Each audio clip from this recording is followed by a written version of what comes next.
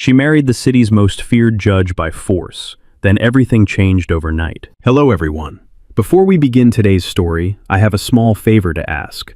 Please hit the subscribe button and turn on the notification bell so you never miss our channel's new videos. It is quick, free, and the best way to support us in bringing you more dramatic stories like this one. Your support truly means the world to us. Where are you watching from today? Drop your city or country in the comments below. Thank you very much. Now, let us return to our main character. She stands at the end of a long marble hallway, the kind that echoes every step like a warning. The courthouse is quiet, but the silence feels heavier than noise. Fluorescent lights hum above her, cold and unforgiving, casting sharp lines across the polished floor. Her hands are clenched at her sides, nails digging into her palms, as if pain is the only thing keeping her grounded. A voice still rings in her ears. You will marry him. Not a suggestion, not a negotiation, a sentence. The most feared judge in the city, a man whose name alone can empty a room. A man known for never bending, never softening, never losing. They say he has sent powerful men to prison without blinking.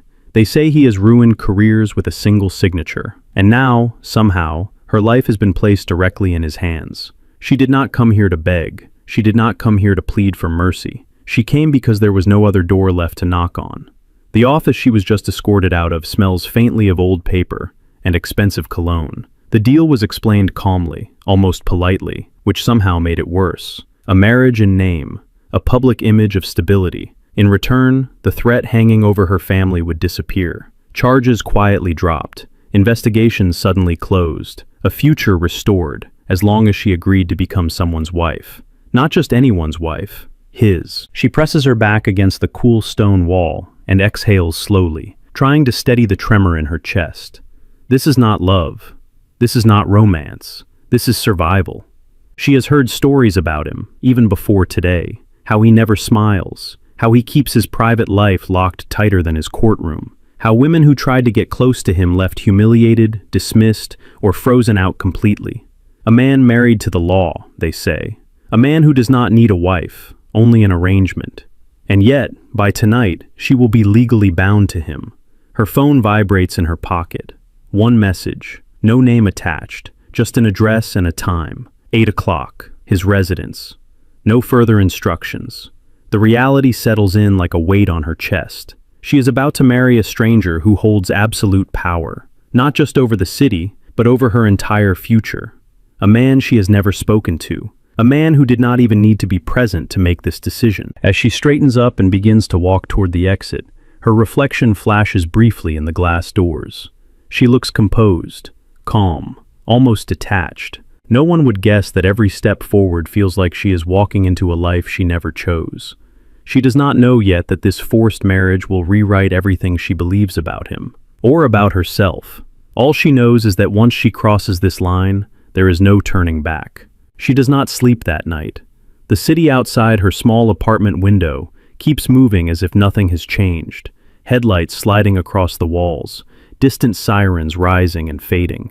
She sits at the edge of her bed, fully dressed, staring at a single envelope resting on the table in front of her. No return address, no name, just her full legal name typed cleanly across the front. Inside are documents she never imagined she would sign. Marriage paperwork. A timeline. A list of expectations written in language so formal, it feels less like a relationship and more like a legal procedure. Everything is precise. Everything is controlled. This is not about her happiness. This is about leverage. Her mind drifts back to how all of this began. To the knock on her mother's door 3 weeks ago. To the polite men in dark suits who smiled as they asked questions that were anything but polite. Financial records. Old connections. A mistake made years earlier by someone she loves. A mistake powerful people had waited patiently to use. They did not threaten her directly. They did not have to. They mentioned court dates. They mentioned charges that could be reopened. They mentioned how quickly a life can collapse when the right signature lands on the wrong paper. And then, quietly, they mentioned his name. The judge. The one no one challenges. The one no one escapes. Marrying him would make everything disappear. That was the promise. Not because he loved her, not because he even wanted her, but because her presence beside him would serve a purpose. Appearances, silence, stability. She had asked one question that day, her voice steady even as her hands shook. What happens if I say no? The answer was a pause, a look, a file slowly closed. That was all. Now, sitting alone in the dim light of her apartment, she understands the truth with painful clarity. This marriage is the price of protection, and she is the one paying it. She thinks of her mother asleep in the next room, unaware of how close everything came to falling apart. She thinks of the years spent working 2 jobs, of doing everything right, of believing that effort alone could keep danger away. She thinks of how naive that belief feels now. At dawn, she showers and dresses carefully, choosing neutral colors, nothing that draws attention. She does not want to be seen. She wants to pass through this day unnoticed. Outside, the air is cool, crisp against her skin as she steps onto the sidewalk. The address from the message is already memorized. His residence stands apart from the rest of the city, quiet, guarded, imposing. The kind of place built not to welcome, but to intimidate. A security gate opens without a word when she arrives, as if she has already been expected. Inside, everything is immaculate. Cold marble floors, tall windows, no personal photographs, no warmth. It feels less like a home, and more like an extension of a courtroom. She is led into a private study and told to wait.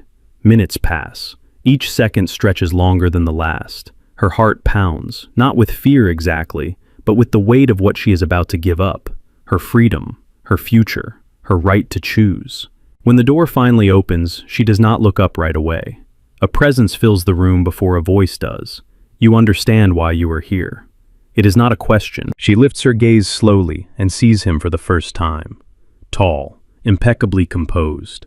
His expression unreadable, his eyes sharp but distant, as if emotion is something he learned to set aside long ago. This is the man everyone fears, not because he raises his voice, but because he never has to. Yes, she answers. Her voice surprises her with how calm it sounds. He nods once, as if confirming something already decided. He gestures toward the documents laid out neatly on the desk. This arrangement protects your family, he says evenly. In return, you will fulfill your role without complication. No promises, no reassurances, only terms. She steps forward, takes the pen offered to her, and signs her name. In that moment, she does not feel like a bride. She feels like a verdict has just been delivered.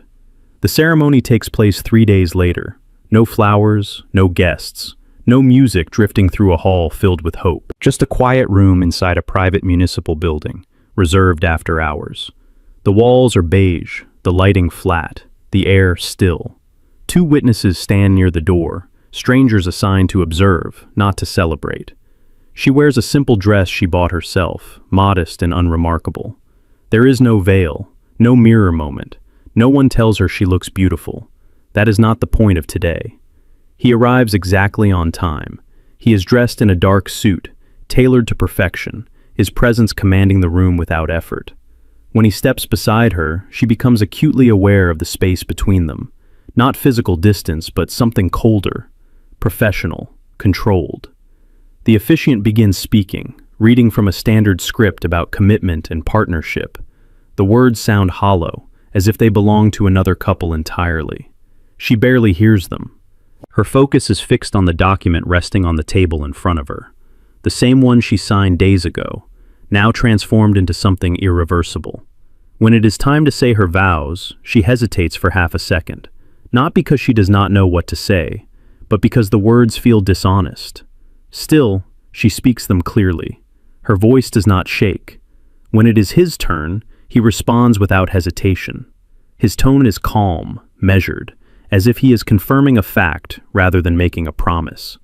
The officiant declares them legally married. That is it. No kiss, no applause, just the soft sound of a pen signing the final line, sealing a decision made long before either of them stood in this room.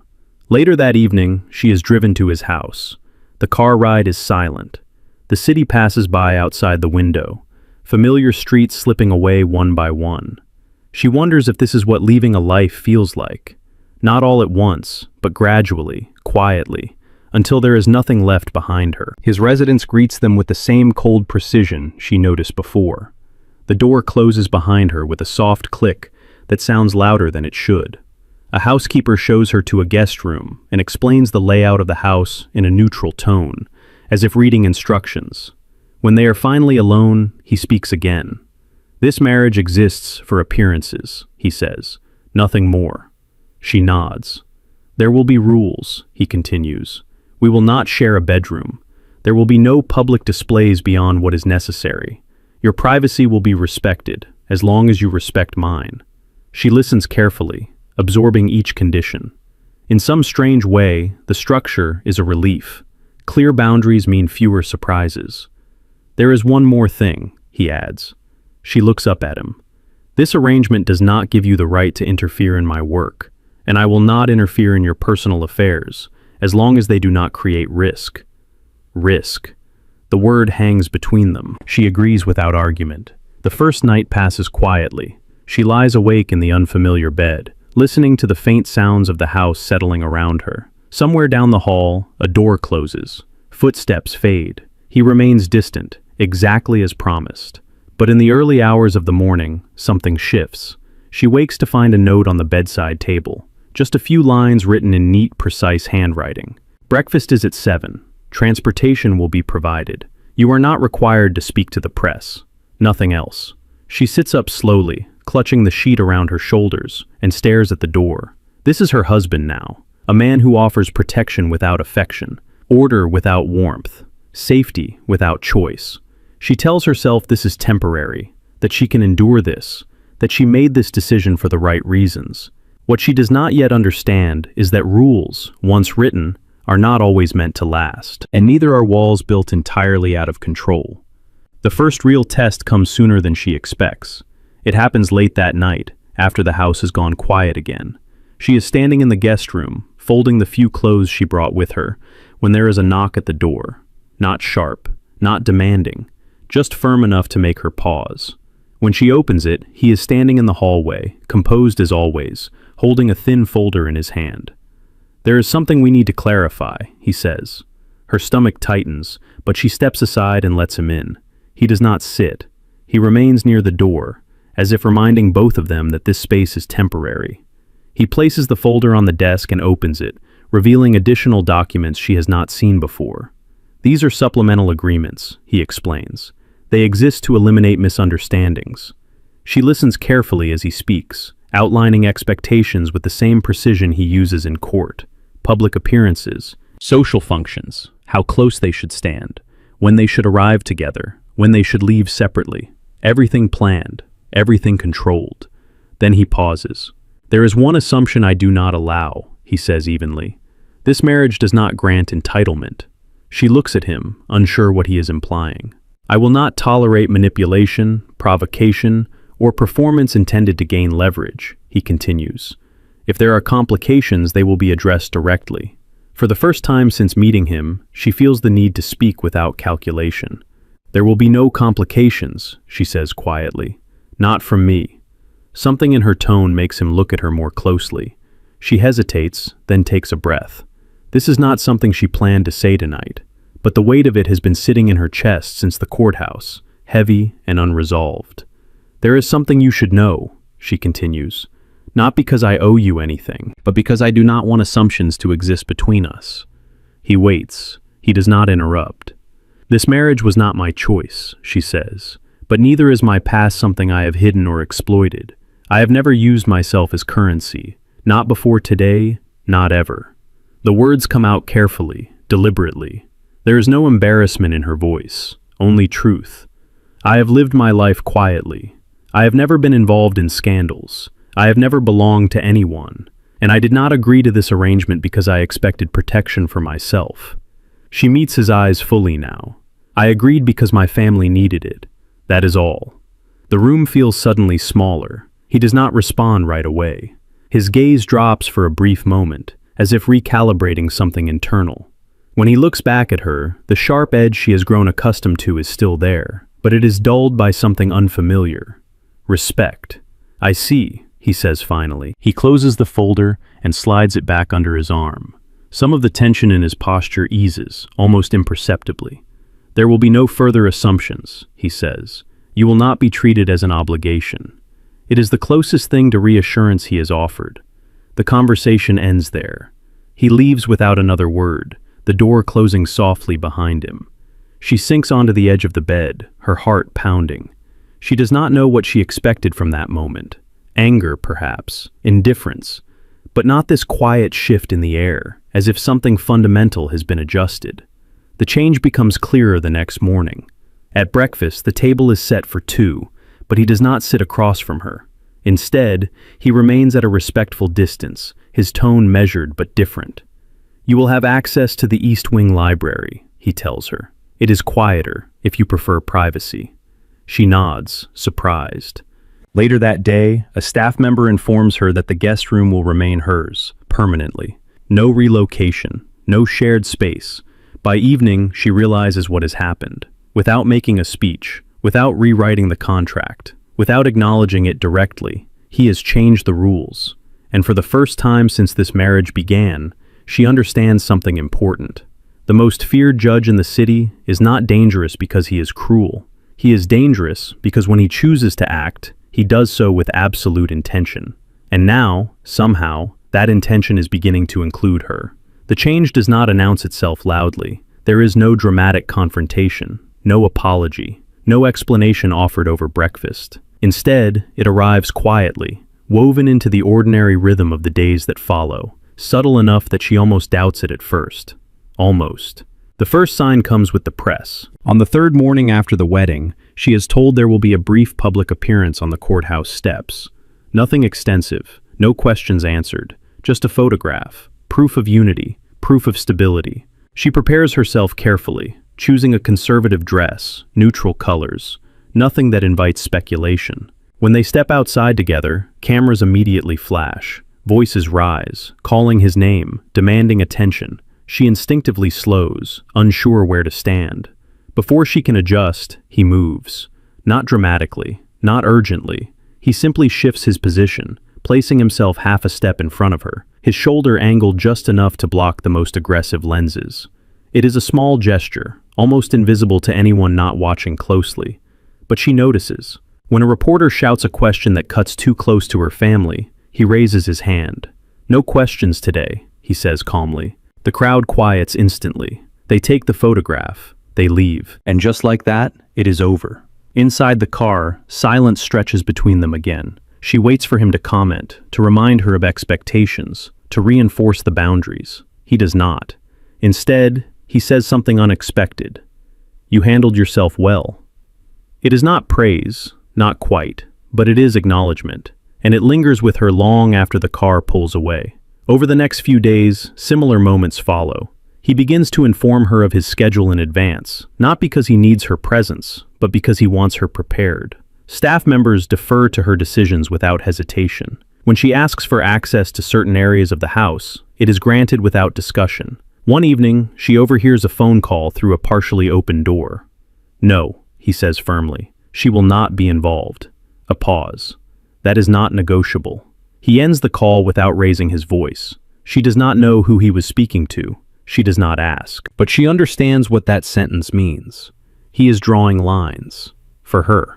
The most profound shift happens one night when she returns late from visiting her mother. The house is dark, except for a single light in the study. He is there, reviewing documents, his jacket folded neatly over the chair. "You should not be out alone this late," he says, not accusing, not angry. "I can take care of myself," she replies. "I am aware," he says. "That does not remove risk." He looks up then, meeting her gaze directly. Transportation will be arranged going forward. There is no argument, no demand for agreement, just a decision already made. She realizes then that something fundamental has changed. This marriage may have begun as an arrangement, but it is no longer indifferent. The rules are still in place, but they are being rewritten, not to restrict her, but to shield her. Late that night, alone in her room, she sits on the edge of the bed and exhales slowly. She remembers the fear she felt standing in that courthouse hallway, the certainty that she was stepping into a life where she would disappear, reduced to a symbol, a signature, a solution. That is not what this is becoming. She does not misunderstand the situation. He is still powerful, still controlled, still distant in many ways, But beneath that distance, she senses intention. He is watching, protecting, choosing. By morning, the realization settles fully. Everything did not change overnight because of love. It changed because he saw her clearly. And once the most feared judge in the city sees something as unjust, he does not ignore it. He corrects it. The house begins to feel different in small, almost imperceptible ways. Not warmer, not softer, but quieter in a way that no longer feels hostile. Days pass without incident, and with each one, the tension that once filled every room loosens its grip. They develop an unspoken routine. He leaves early most mornings, returning late, his work consuming him as completely as ever. She spends her time between the library, brief outings with security arranged discreetly, and visits to her mother. They coexist without collision, moving through the same space without intrusion, until one evening breaks the pattern. A storm rolls in unexpectedly, heavy rain drumming against the windows, thunder rattling the glass. Power flickers once, then steadies. She is in the East Wing library when she hears footsteps pause outside the door. "You can stay there," he says from the hallway. "The West Side loses signal during storms." It is a practical comment, nothing more. Still, she looks up. A few minutes later, he enters the room carrying 2 cups of coffee. He sets one down on the table near her without ceremony. "You will not sleep if you drink that," she says lightly, surprised by her own ease. "I rarely sleep anyway," he replies. For the first time, they sit in the same room without a purpose attached. No documents, no schedule, no audience. Just the sound of rain and the low hum of distant thunder. She notices the fatigue in his face then, not weakness but wear. Lines earned through years of pressure, of decisions that carry weight no one else sees. She wonders how long it has been since anyone noticed that in him. "You work too much," she says before she can stop herself. He does not bristle. He does not deflect. "It is necessary," he answers. "For the city," she says. "Yes." "For you?" she asks quietly. He pauses, his gaze fixed on the darkened window. "I stopped separating those things a long time ago," he says. The honesty catches her off guard. She nods slowly. "That sounds exhausting." A corner of his mouth tightens. Not a smile, but something close. They do not talk much after that. They do not need to. The silence is no longer sharp. It sits between them like a shared understanding. Later that night, as she prepares to leave, he speaks again. "There will be a formal dinner this weekend," he says. "Several senior officials will attend." She waits for instructions. "You may choose whether to come," he adds. "If you do, you will not be questioned. If you do not, I will attend alone." The choice surprises her more than anything else he has done. "I will come," she says after a moment. "Not because I have to, because it makes sense." He inclines his head in acknowledgement. The dinner is exactly what she expects. Polished, controlled, every word measured. She stays at his side, composed, observant. When a guest makes a comment that borders on disrespect, he shuts it down immediately, his tone calm but final. No one challenges him. At one point, she excuses herself to the balcony for air. The city stretches below, lights scattered like distant stars. The door opens behind her. "You did not have to leave," he says. "I needed a moment," she replies. He steps beside her, keeping a respectful distance. "You handled yourself well tonight," he says again. This time, she meets his gaze. "Thank you," she says, "for not letting them treat me like an accessory." "That will not happen," he replies. "Not again." There is no grand declaration, no emotional confession, but something settles into place between them, solid and undeniable. As the night winds down and they return home, she realizes something important. The walls between them are still standing, but they are no longer reinforced, and cracks, once formed, do not disappear. They let light in. The shift does not go unnoticed. Power never moves in isolation, and when it changes direction, someone always feels threatened. It begins with a headline. She sees it early one morning on a tablet left open on the kitchen counter, the bold text cutting through the quiet like a blade. Speculation about the judge's sudden marriage, questions about timing, anonymous sources suggesting influence, leverage, compromise. Her name is not printed in full, not yet, but the implication is clear. She feels the familiar tightening in her chest, the old instinct to retreat, to minimize herself before someone else does it for her. For a moment, she considers closing the article and pretending she never saw it. Then the phone starts ringing. Calls she does not answer. Messages she does not open. A tone of urgency she recognizes immediately. This is not curiosity. This is a warning. By the time he enters the room, jacket already on, expression unreadable, she knows he has seen it too. They are moving faster than expected, he says. Who, she asks. People who benefit from disorder, he replies, and from weakening my position. He does not look at her as he speaks. His focus is on strategy, not emotion, but she hears something underneath his control. Tension, calculation. This marriage gives them an angle, he continues. They will try to turn you into a liability. The word lands hard. Liability. She has spent her entire life trying not to be one. I did not ask for this, she says quietly. I know, he replies immediately. That is not the problem. The problem arrives later that afternoon, when the second article breaks. This time it is more specific. References to her background, her family, a distorted version of the very circumstances that forced her into this marriage.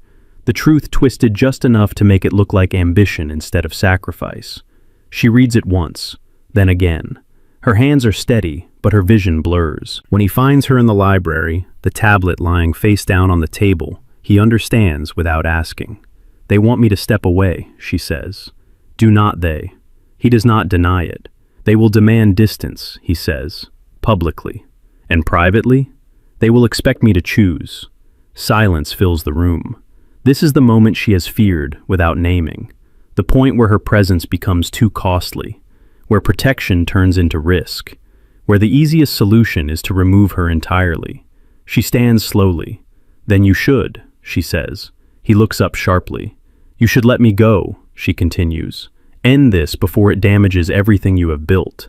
This is not your decision, he says. No, she replies, but it is my responsibility. She steps back, creating space between them, the kind she thought they had already crossed. I was prepared for this, she adds. I told myself from the beginning that this was temporary, that when it became inconvenient, I would leave quietly. His jaw tightens. That was before, he says. Before what? She asks. He does not answer.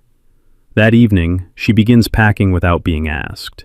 Nothing dramatic, just the essentials, the same restraint she has carried through every stage of this arrangement. He watches from the doorway, his presence heavy, conflicted.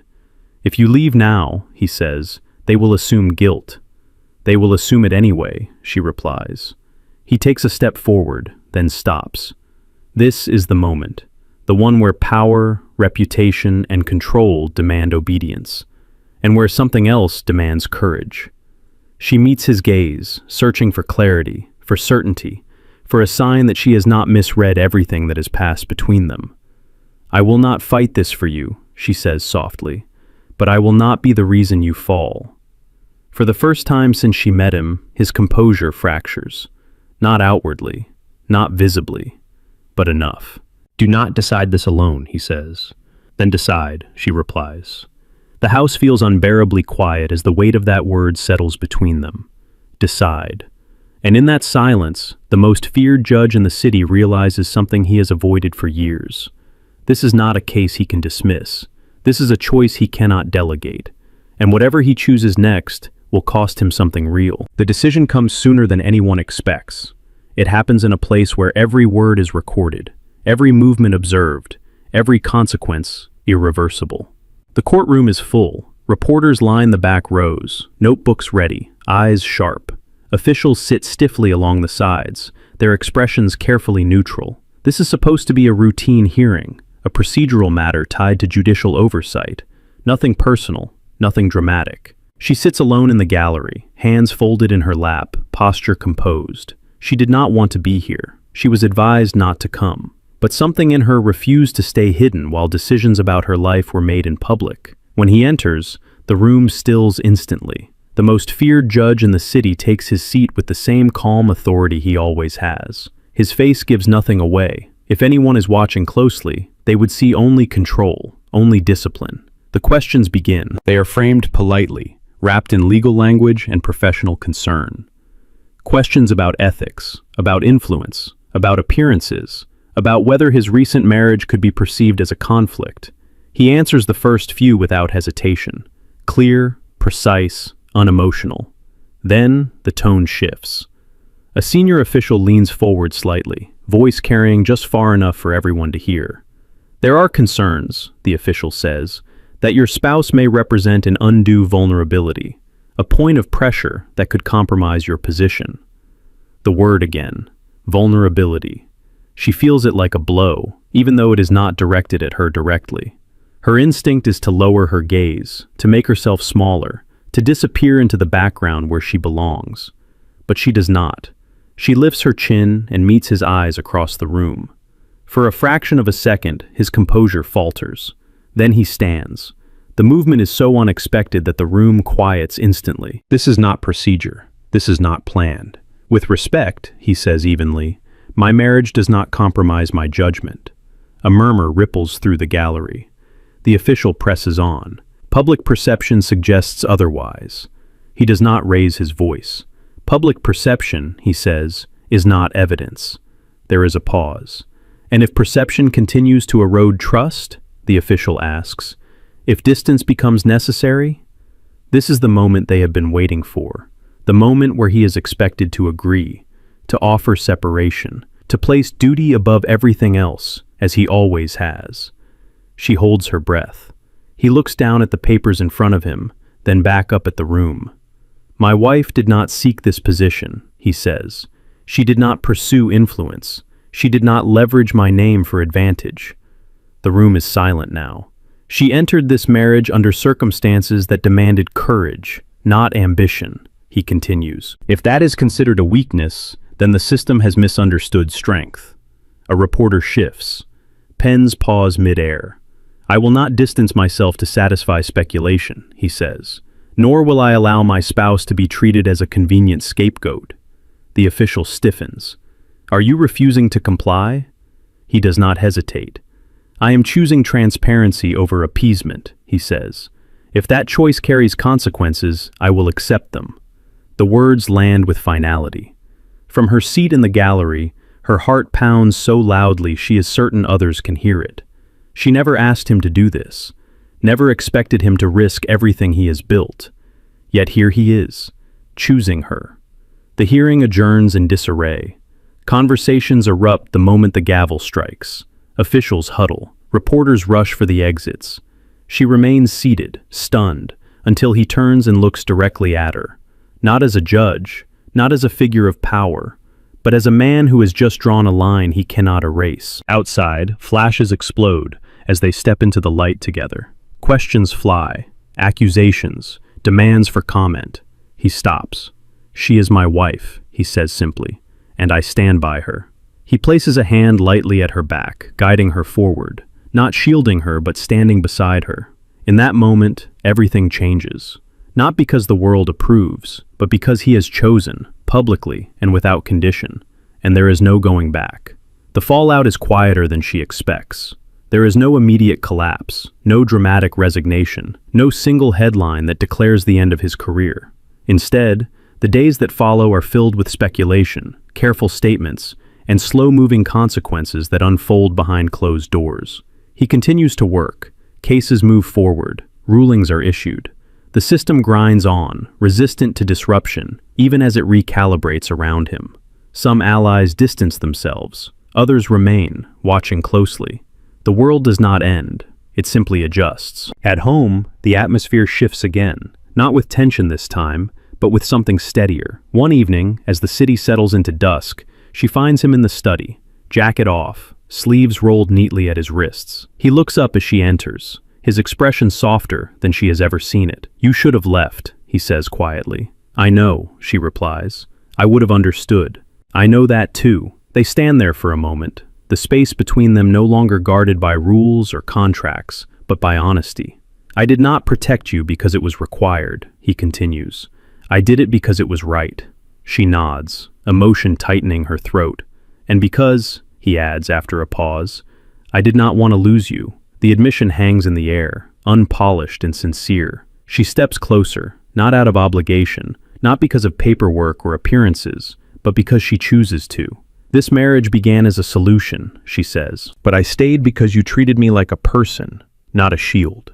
For the first time, he smiles. It is subtle, brief, but real.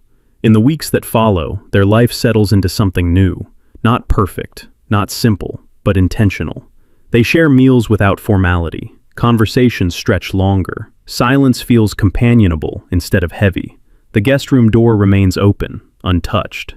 One morning, as sunlight spills across the kitchen floor, he hands her a folder. Not legal documents, not contracts, just a single page. "What is this?" she asks. "A choice," he says. "If you want to leave, there will be no consequences, no pressure, no debt owed." She reads it once, then closes the folder gently and sets it aside. "I am already where I choose to be," she says. He does not argue. Months later, when the media storm finally fades and public attention shifts elsewhere, they attend a small gathering together. No cameras, no statements, just people who know the truth of what is past. Someone asks her quietly if she regrets how it all began. She thinks of the courthouse hallway, the fear, the contract, the man she married by force. Then she looks at him, standing nearby, speaking softly with someone who trusts him completely. "No," she says, because it ended with a choice. The most feared judge in the city never changed the way he upheld the law, but he changed the way he lived within it. And the woman who once walked into his life as an obligation now stands beside him as a partner, not because she was required to stay, but because love, once chosen freely, is stronger than any contract. What began as a forced marriage became something neither of them expected.